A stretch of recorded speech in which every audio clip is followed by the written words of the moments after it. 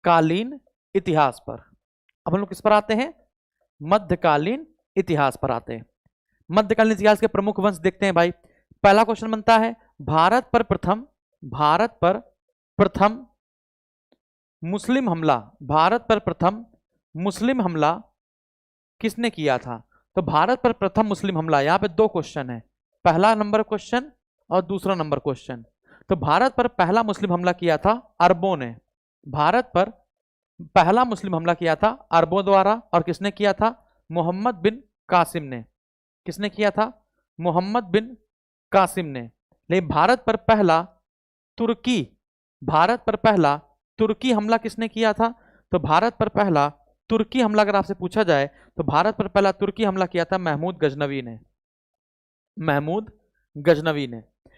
गजनवी के पिता का नाम था सुबुक्तगीन। महमूद गजनवी के पिता का नाम था सुबुक्तगीन, जो हमला करने आए तो थे भारत में, लेकिन तूफान की चपेट में मारे गए थे। तूफान की चपेट में सुबुक्तगीन की मृत्यु हो गई थी। यहां पर लिख देते हैं सुबुक्तगीन।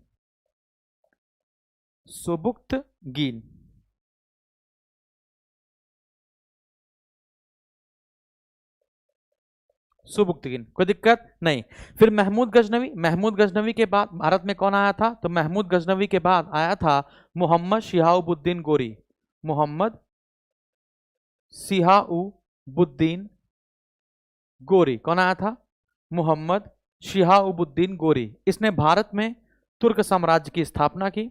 भारत में तुर्क साम्राज्य की स्थापना की।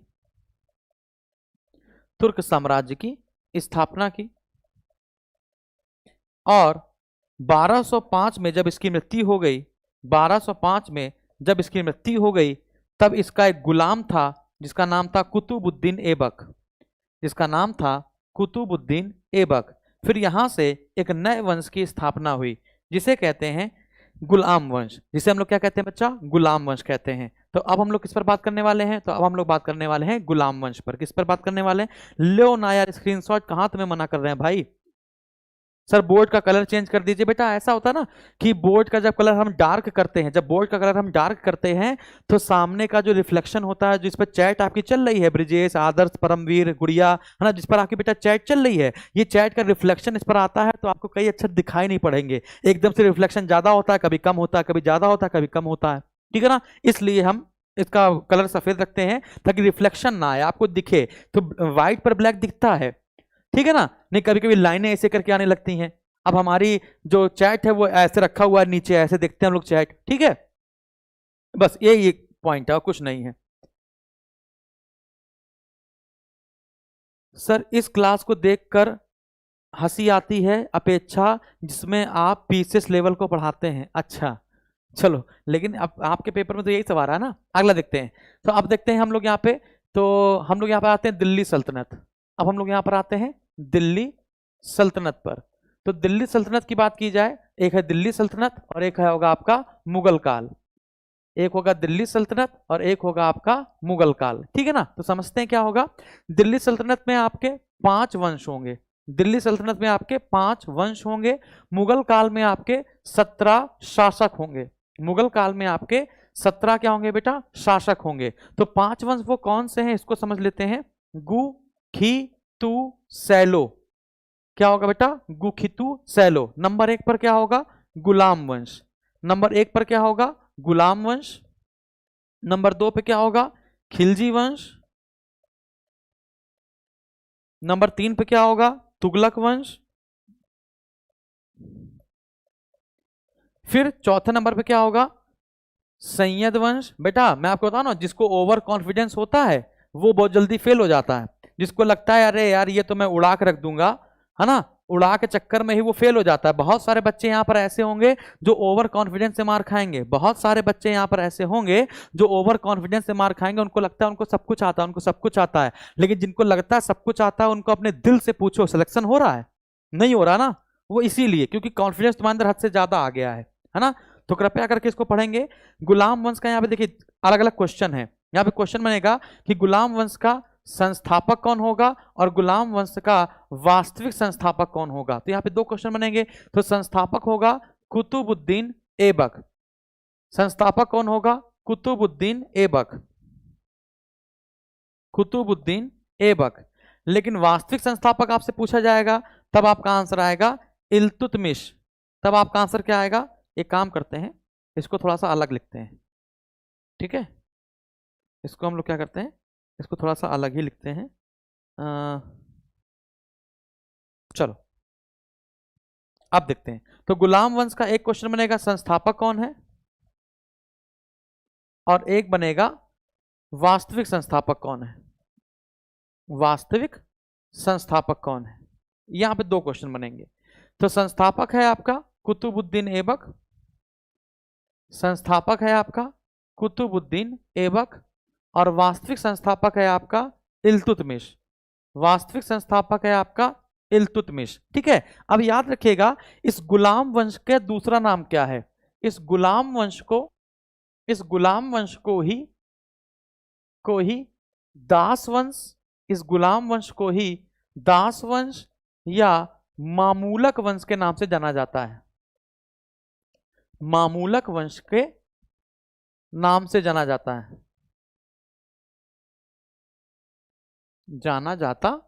है। तो ये बात आपको याद रखनी है। तो गुलाम वंश को ही हम लोग मामूलक वंश कहते हैं। मामूलक का शाब्दिक अर्थ क्या है? मामूलक का शब्द ये है कि हम गुलाम हैं लेकिन मेरे माता पिता आजाद थे, तो स्वतंत्र माता पिता से उत्पन्न संतान को ही मामूलक कहते हैं। मतलब आपका कोई एक व्यक्ति गुलाम है, कोई किसी का बेटा गुलाम है, लेकिन माँ बाप उसके गुलाम नहीं थे, है ना? इसका मतलब होता है मामूलक, ठीक है?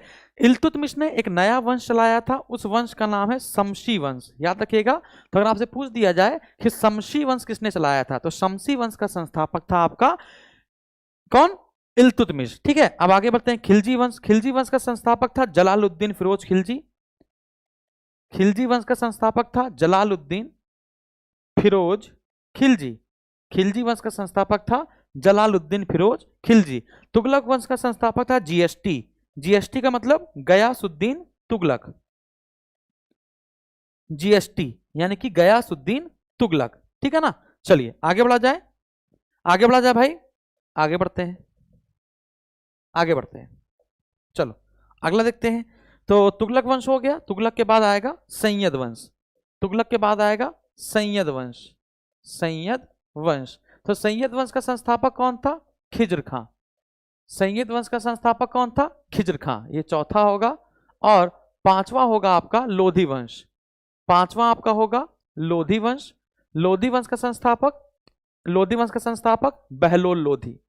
लोधी वंश का संस्थापक बहलोल लोधी। इतने कोई दिक्कत? जल्दी बताइए, यहां तक कोई दिक्कत नहीं ना? तो हमने आपको क्या क्या बताया? हमने आपको बताया दिल्ली सल्तनत में आपके 5 वंश आएंगे। लेकिन अगर आपसे पूछा जाए कुतुबुद्दीन ऐबक की राजधानी क्या थी, तो कुतुबुद्दीन ऐबक की जो राजधानी थी वो थी लाहौर। कुतुबुद्दीन ऐबक की जो राजधानी थी वो थी आपकी लाहौर। इल्तुतमिश की राजधानी क्या थी? इल्तुतमिश ने अपनी राजधानी लाहौर से बदलकर क्या करी थी? दिल्ली करी थी। इसलिए अगर आपसे पूछा जाए कि दिल्ली सल्तनत का प्रथम सुल्तान, यदि आपसे क्वेश्चन पूछा जाए कि दिल्ली सल्तनत का प्रथम सुल्तान कौन है, तो दिल्ली सल्तनत का प्रथम सुल्तान आपका इल्तुतमिश है, क्योंकि कुतुबुद्दीन ऐबक की राजधानी क्या थी? लाहौर थी आपकी, ठीक है ना? फिर सैयद वंश की स्थापना खिज्र खां ने की है। सैयद वंश की स्थापना खिज्र खां ने की है।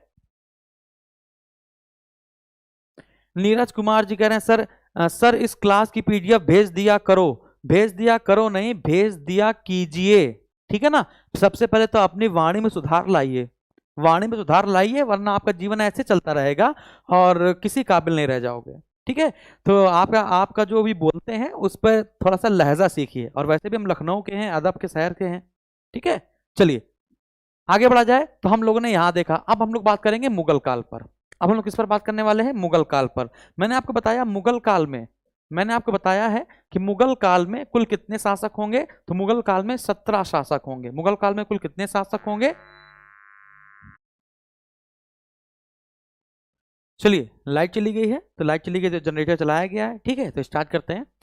हाँ अब देखो, अब भाई जनरेटर चलेगा, जनरेटर चलेगा तो उस पर तेल लगेगा, पैसा लगेगा ना?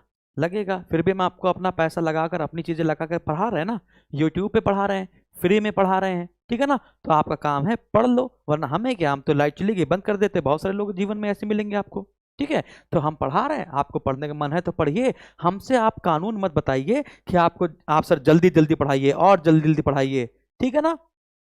चलो माता पिता से बड़ा होता है गुरु, इस पर हमेशा विचार किया करो, ठीक है ना। आप जैसे अपने पिताजी से नहीं कहते ना जल्दी से कि जल्दी जल्दी कमाओ, जल्दी जल्दी कमाओ, जल्दी जल्दी कमाओ, क्या गरीब वाली जिंदगी जिया रहे हो। मम्मी से कहते हो क्या, अरे जल्दी जल्दी करो, जल्दी जल्दी करो, ऐसे करते हो नहीं, करते हो ना। तो जितना अदब उनके लिए है उतना ही अदब अपने सामने वाले के लिए रखा करो, ठीक है।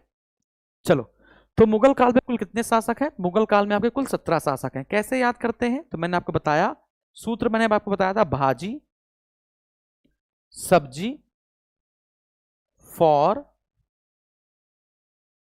मां साहब, ठीक है ना। तो भाजी सब्जी फॉर मां साहब ऐसे याद करते हैं। तो बी से क्या होगा? बाबर। एच से क्या होगा? हुमायूं। ए से क्या होगा? अकबर।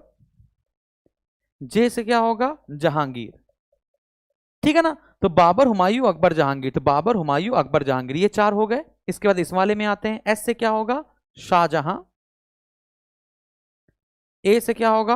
औरंगजेब, औरंगजेब। बी से क्या होगा? बहादुर शाह प्रथम। कई लोग क्या करते हैं, कई लोग से क्वेश्चन पूछा गया कि औरंगजेब के बाद गद्दी पर कौन बैठा। अगर क्वेश्चन पूछा गया कि औरंगजेब के बाद गद्दी पर कौन बैठा, तो लोग सोचते हैं कि औरंगजेब के बाद गद्दी पर बहादुर शाह जफर बैठ गया, ठीक है ना। तो औरंगजेब के बाद गद्दी पर बहादुर शाह प्रथम गद्दी पर बैठा था, ठीक है। तो शाहजहां, औरंगजेब, बहादुर शाह। फिर जे से क्या होगा? जहांदार शाह। जे से क्या होगा? जहांदार शाह, ठीक है। फिर इसके बाद जहांदार हो गया, आई आई छोड़ देंगे। एफ ओ से क्या हो जाएगा? फरुख सियर। एफ और ओ से क्या हो जाएगा? फरुख सियर। इसके बाद इस आर से क्या होगा? इस आर से होगा रफी उद दरजात। क्या होगा बच्चा? रफी उद दरजात। फिर इस आर से क्या होगा? रफी उद दौला। क्या होगा बच्चा? रफी उद दौला। फिर एम से क्या होगा? मोहम्मद शाह। इस एम से क्या होगा? मोहम्मद शाह। फिर इस ए से क्या होगा? मोहम्मद शाह था, फिर अहमद शाह। ए से क्या होगा? अहमद शाह। फिर इस ए से क्या होगा? आलमगीर सेकंड। इस ए से क्या होगा? आलमगीर सेकंड। अभी मैं आपको बताता हूं, यदि ये आलमगीर सेकंड है तो आलमगीर फर्स्ट कौन है, इस पर हम लोग बात करेंगे अभी, ठीक है ना।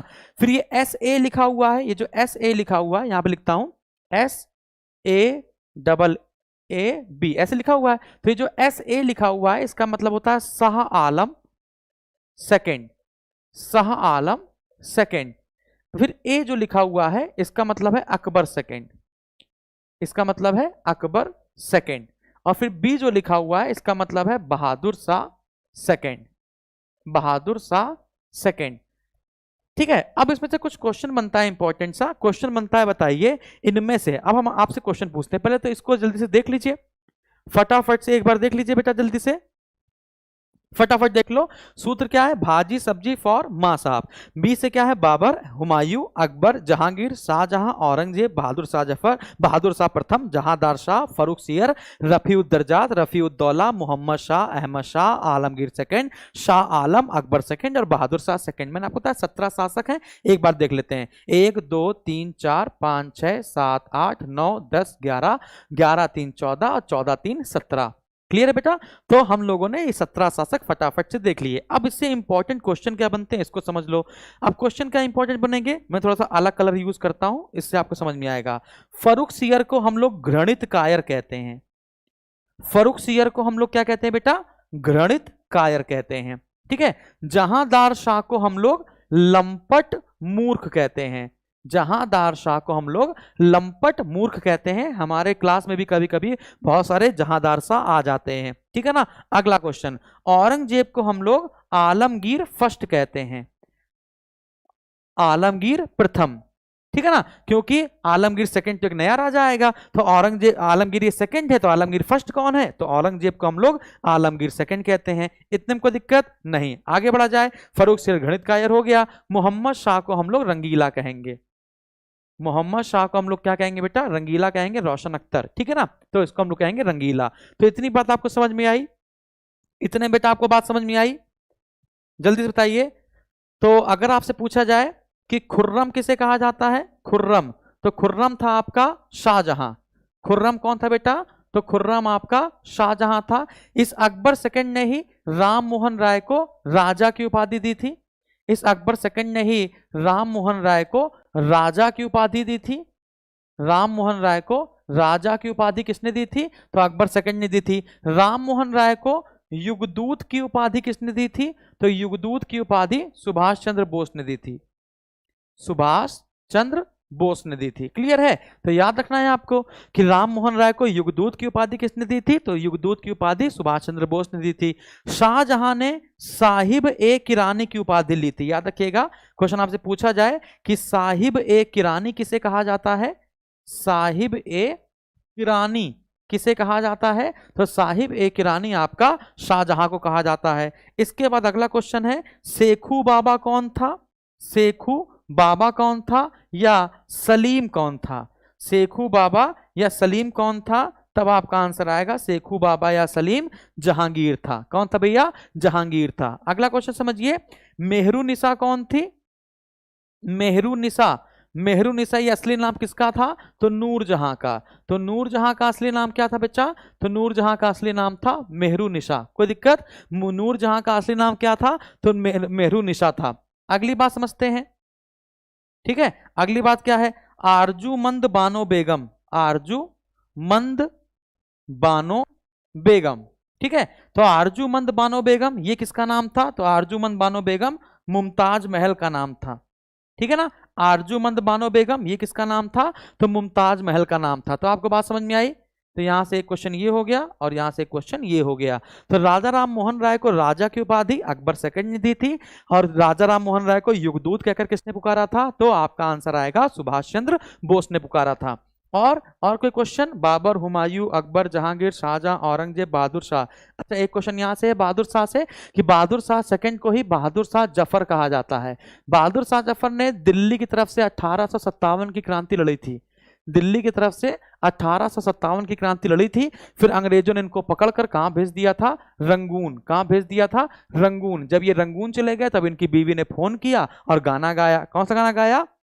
मेरे पिया गए रंगून। किया है वहां से टेलीफोन। तो बहादुर शाह की पत्नी को भी फिर रंगून भेज दिया गया।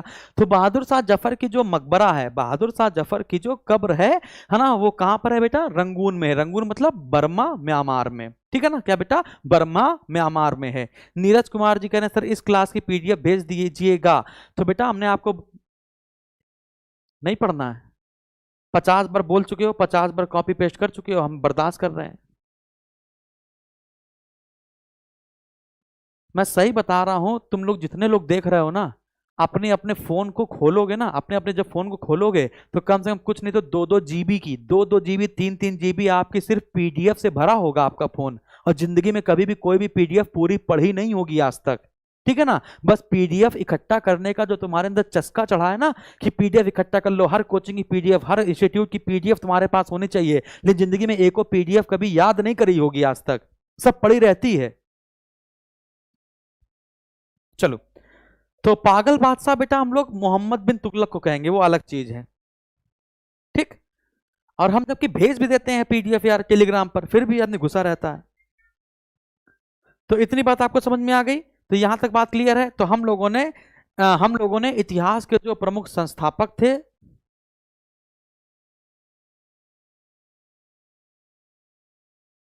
ठीक है? नहीं बताओ, अच्छा हम गलत बोल रहे हो तो बताओ। मैंने देखा है भाई, मैंने महसूस किया है, मैंने जांचा है, परखा है, बच्चों से बातचीत करी है। मैं बता रहा हूं हर सबके फोन में इतनी सारी पीडीएफ है, ना जाने कहां कहां की पीडीएफ डाउनलोड कर लेते हैं। अब पढ़ना ठेंगा नहीं है। चलिए, तो हमने आपको भारतीय इतिहास के जो प्रमुख वंश थे